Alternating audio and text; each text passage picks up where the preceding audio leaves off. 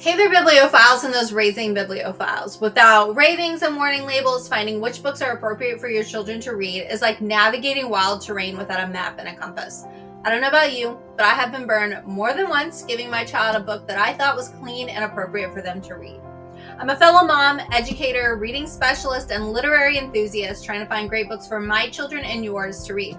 If you're looking for real reviews from a mom with a biblical worldview, then welcome and enjoy this week's book review.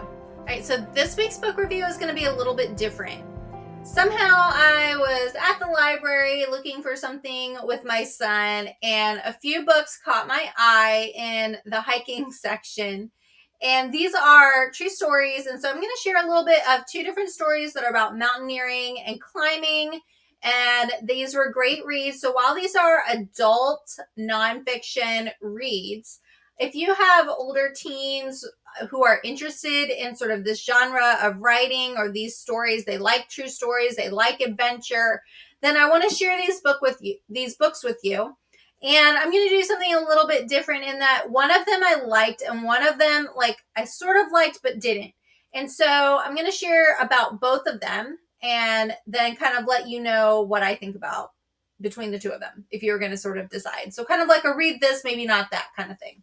So the first one I'm going to talk about is called Blind Descent, and this is by Brian Dickinson. And it is about his arduous climb of Mount Everest in 2011 and his blind descent back down below the death zone. So if you are familiar, if you've watched any of those shows, I know I have no desire to ever climb a mountain. I definitely have a fear of heights. And certainly would never climb Mount Everest, but I am just fascinated by watching documentaries or people who do. Just the choices to do those types of things just fascinate me. So anyhow, Brian is a mountaineer from Washington State, and he has climbed many other peaks, and he had his eyes set on Mount Everest. After much prayer and consideration with his wife, Brian does decide to make a summit bid in the 2011 season. Just a little bit of the story as I've given before for some of the different books. So I'm just going to read a little bit of the prologue for this one with you. The sky was a menacing gunmetal gray, with dark storm clouds flowing in and casting an ominous shadow over the snow-capped peaks in the distance. This would have made for horrible climbing conditions, but it was an eerily fitting backdrop for what I was about to do. The house was blanketed in silence. My wife, Joanna, was at work, and our kids were both in school. I'd spent the past several weeks cramming in as much family time as possible, playing endless hours of Legos with Emily, who had just turned 7, and Jordan, who was 4. Now it was finally time. I checked everything off my to-do list, and I had the house to myself. It was a moment I'd been thinking about and dreading for months. In a matter of days, I would set off on my 2-month expedition to Mount Everest. It wasn't the climbing that had me anxious. It was the thought of being away from my family for so long. When it came to the climb itself, I wasn't worried. I was in the best shape of my life, and I had planned everything down to the last detail. But I was also aware of the reality that people do die on Everest. No matter how well prepared you are, there are always things that are out of your control. Extreme weather, shifting ice falls, avalanches, cerebral edema. Let's face it, there's a reason they call the top of Mount Everest the death zone. As the winds picked up and the rain began pelting my office window, I cast one last glance at the darkened face of Mount Si, which was slowly disappearing into the Washington mist. Then I sat down at my desk, powered up my MacBook. After I'd centered myself in the video frame, I took a deep breath and hit record. I could already feel the tears burning behind my eyes. Hi, Joanna. I began, a sob catching in my throat. If you're watching this, something must have gone terribly wrong, and I'm in heaven now, watching you. So what makes this narrative so unique in the story is that there's a lot of flashbacks that are incorporated within the story. As Brian is reflecting on his previous experiences in the Navy as part of search and rescue, that really allowed him training and the fortitude to not panic under strenuous circumstances. Brian also shares his emotions about being away from his family for 2 months while he is pursuing this dream. Ultimately, he wants to set an example for his children about the pursuit and accomplishment of their dreams. But for the most part, Brian is not reckless in this pursuit or his decision to summit Everest. There are many times where he is reassessing his capacity and his ability to push on because he does face some hardships before he ever gets to the point of making that summit bid. In addition to his flashback, each chapter also begins with scripture. So definitely check out holdingsteadfastreaders.com. I have some quotes there. One of the things that I think is important that shows a little bit of his mindset is on page 159, he says, I never wanted to have a summit or die attitude. In the end, it's a mountain, and no mountain is worth dying for. Also, he talks about his faith in Christ and how that really grounded him and his wife and allowed them the strength in many different situations that they face. But ultimately, what I really like about this story that makes it really different from other things that you might read, and I think it'll appeal to sort of upper high school students, is that, he really focuses on the fact that he felt the presence of God with him. So while he is going through these difficult times, he's prayerfully considering before he even goes on this expedition to begin with, if that's something that he should do and pursue in that dream. And so he does feel like he should. He talks about his encounters in nature where he really feels connected to God in a lot of different ways, and just being in nature and seeing all that the Lord has created and the beauty of it is really cool. But ultimately, while he's facing things in the story, he talks about how he really sensed the peace and the calmness of the Lord being with him in that trial. And so Blind Descent by Brian Dickinson. And so the other story that I read was called Hidden Mountains, Survival and Reckoning After a Climb Gone Wrong. And so in this book, the main writer, the author of this book, is also detailing a story, and he's giving us a narrative. Hopefully I don't butcher his name, Michael Weihart. But in this story, it's again a nonfiction narrative following the events and life with an Alaskan climb that goes wrong for 4 climbers. And so Michael, the author, knew these people, some of them more than others. And so he's kind of interspersing his own experience within the story. So the 4 climbers in this particular book are John, Alyssa, Emmett, and Lauren. And they are going to the Hidden Mountains, and they are going to climb the Hidden Mountains in Alaska, some peaks that have never been sort of conquered. But as they find out, it's probably for a reason, because it's not very secure. One of the mountains specifically that they climb, they name it Mount Sauron because it really reminds them from Lord of the Rings. Again, Michael inserts his own experience also into the story, his knowledge, his understanding about particular climbing events. And so that adds a lot of context to the reader. So that's really great. If you are unfamiliar with the climbing world, you're going to learn a lot from this story. His knowledge base also kind of adds that nuance to what's going on, what the sport of mountaineering is sort of dealing with as it's pivoted and changed over time. But ultimately, he's asking the question about how much risk should a climber reasonably take for the lives of themselves, but also for those that rescue them. So again, I'm just going to read a little bit of the opening of this one. I'm not going to read the whole prologue, but just a little bit to give you a taste. In the summer, the sun dances around the granite spires of Alaska, projecting shadows here, casting light there, though it never sets. On June 23rd, 2018, 2 days after the summer solstice, the sun came around a corner of ridge line deep in the Hidden Mountains, a phalanx of peaks so remote they had no names or history. Tucked at the far western end of the Alaskan range, the Hidden Mountains were thin needles of rock capping a wild landscape. The mountains promised nothing apart from adventure in a world where adventure had become hard to find. The rotting snow and dark rock of the peaks always seemed to have a gray shield of cloud hanging above them. On June 23rd, though, the cloud bank had wafted out to the ocean. The weather was clear and blue, and the wind was still. If you had been a raven or a bush pilot and had dipped your wings in order to level off and stare across at one of these unnamed spines of granite, you would have made out the unmistakable dots of 4 climbers, 2 teams of 2 strung together by neon climbing rope, the bright colors of synthetic and nylon jackets and foam climbing helmets contrasting against the dark rock, bits of humanity enveloped in wilderness and quiet. And so that's a beautiful opening. I definitely do like his writing style as far as the descriptions that he gives.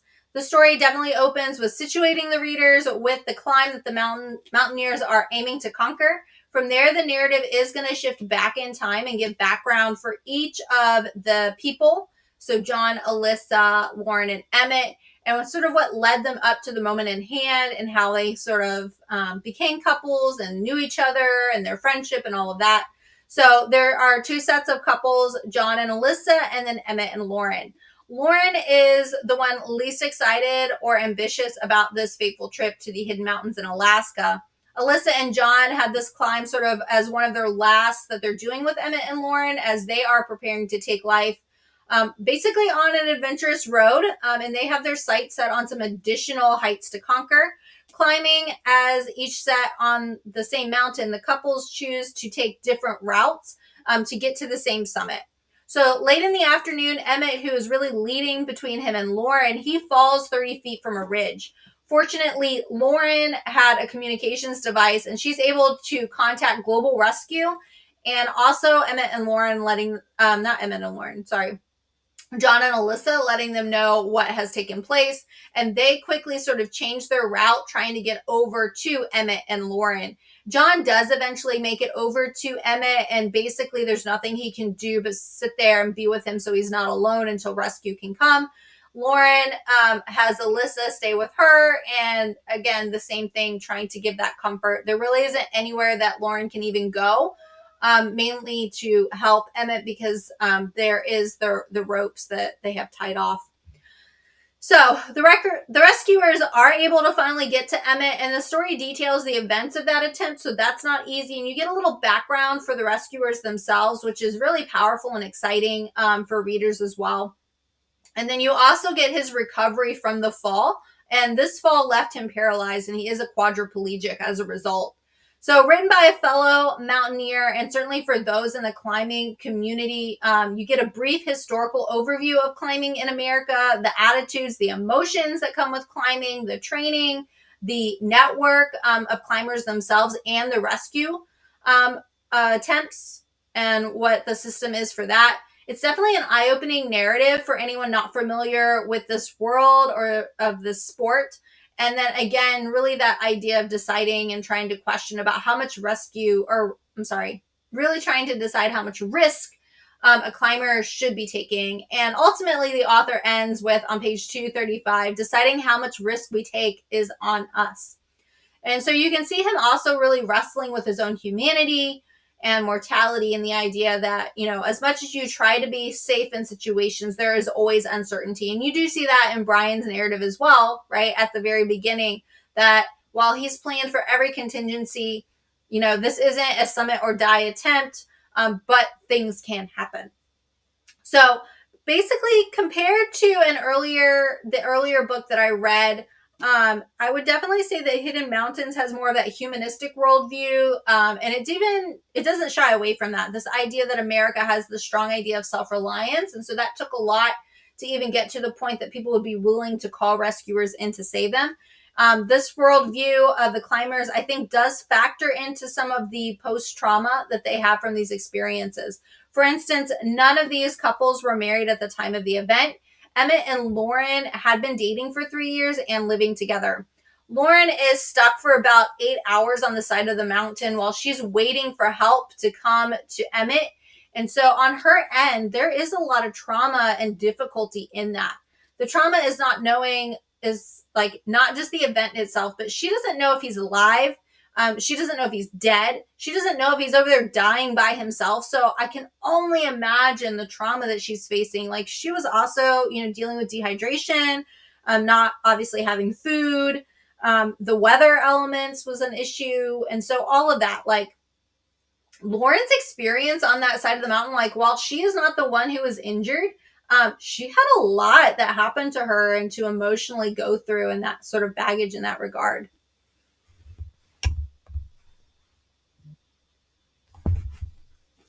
So, in addition to that, there is the constant round the clock care that Emmett needed after the fall, after he's trying to recover. And so she is struggling with her own trauma and then the pressure of trying to care for him.